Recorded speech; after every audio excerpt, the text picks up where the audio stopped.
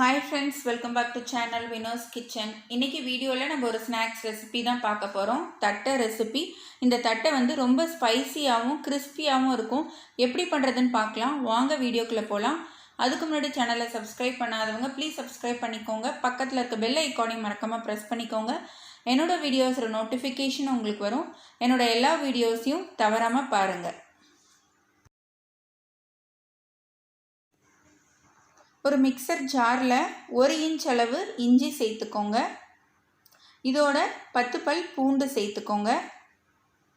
3 பச்சை மிளகாயும் சேர்த்துக்கோங்க. நான் சின்னதாக இருக்கிறதுனால 3 ஆட் பண்ணியிருக்கேன். நீங்கள் பெருசாக இருந்ததுன்னா 2 சேர்த்துக்கோங்க போதும். 1 டீஸ்பூன் அளவு தனியா சேர்த்துக்கோங்க. 1 டீஸ்பூன் அளவு ஜீரகம் சேர்த்துக்கோங்க. இது எல்லாத்தையுமே நல்லா கொஞ்சம் கொரகொரப்பாக இந்த மாதிரி அரைச்சி எடுத்து வச்சுக்கோங்க. 2 கப் அளவு பச்சரிசி மாவு நீங்கள் கடையில் கூட ரெடிமேடாக வாங்கிக்கலாம். பச்சரிசி மாவை வந்து நல்லா ஜலிச்சு எடுத்து வச்சுக்கோங்க. 2 கப் அளவு நான் எடுத்திருக்கேன். இப்போ ஒரு பேன் எடுத்துக்கோங்க. ஸ்டவ் ஆன் பண்ணிவிட்டு பேனில் 1 கப் அளவு தண்ணி சேர்த்துக்கோங்க. தண்ணி சேர்த்துட்டு தண்ணியை வந்து நல்லா கொதிக்க விட்டுருங்க. நல்லா கொதிச்சு வருது. இப்போ நம்ம அரைச்சி வச்சுருக்கிற அந்த மசாலாவை ஆட் பண்ணிக்கலாம். இதோட 2 டேபிள் ஸ்பூன் அளவு பொட்டுக்கடலை சேர்த்துக்கோங்க. பொட்டுக்கடலை உங்களுக்கு டேஸ்ட்டு பிடிக்கலன்னா 2 டேபிள் ஸ்பூன் அளவு கடலைப்பருப்பை ஊற வச்சு இதோட ஆட் பண்ணிக்கோங்க. 1/2 டீஸ்பூன் அளவு சில்லி பவுடர் சேர்த்துக்கோங்க. தேவையான அளவு சால்ட்டை வந்து இதோட ஆட் பண்ணிக்கோங்க. கொஞ்சமாக கருவேப்பிலையை இந்த மாதிரி கட் பண்ணி நறுக்கி வாசனைக்காக சேர்த்துக்கோங்க. இது எல்லாத்தையும் நல்லா மிக்ஸ் பண்ணி விட்டுக்கோங்க. இப்போது ஸ்டவ் ஆஃப் பண்ணிவிட்டு நம்ம ஜலிச்சு எடுத்து வச்சுருக்கிற அரிசி மாவை இதோட சேர்த்துக்கோங்க.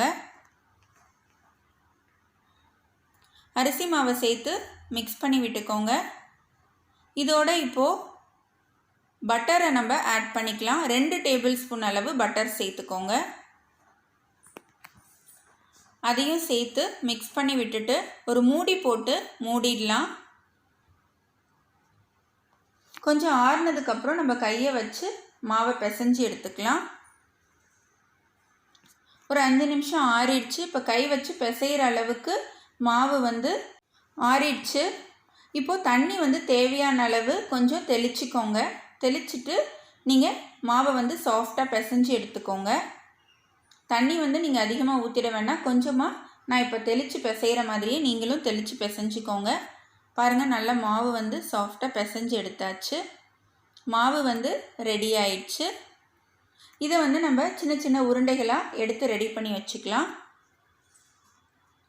இந்த அளவு மாவு எடுத்து சின்ன சின்ன உருண்டையாக ரெடி பண்ணிக்கோங்க.